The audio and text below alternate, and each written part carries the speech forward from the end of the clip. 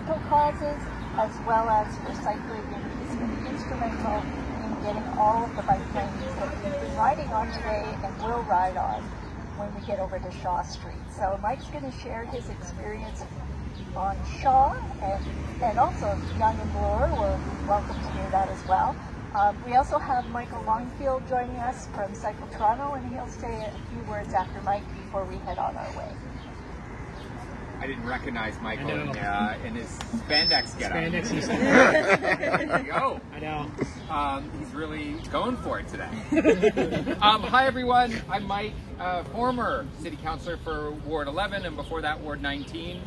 Really happy that you're all here. Really excited. I think we've really built up. Hello. I think we've really built out a good, strong cycling community in Toronto, and it's at the core of all of the successes that we've had, I think, as a community in the past 25 years in the city of Toronto. Not just Cycle Toronto, Bells on Bloor, a number of other organizations, newer ones that have come along. Some have come and gone. The Community Bicycle Network. These organizations have helped build up the network and connections that have led to a lot of the successes that we've had. Let me just rewind back 2010.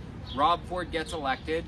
The city has, I don't mind classifying it as, let's say, under par cycling infrastructure, even in the downtown core. What's there is painted, and there's not a lot of it. I grew up on the back of a bike, literally the back of a tandem bike around the city with a family with no car.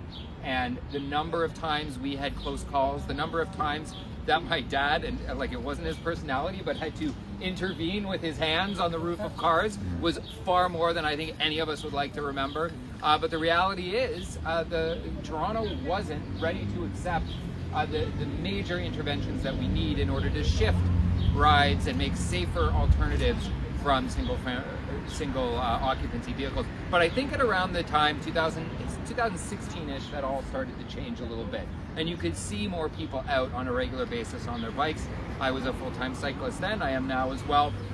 But in 2010, we were at the era of when it was the most divisive rhetoric at City Hall.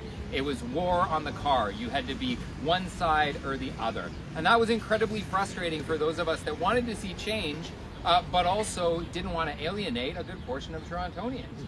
And so there were projects that were moving forward at the time when Jarvis, Birch Mountain, and Pharmacy were removed. We were able to win some votes around advancing some pieces of infrastructure, but one in particular of relevance that we're here today to talk about, I wanted to focus a little bit of time on because it's a really fun story.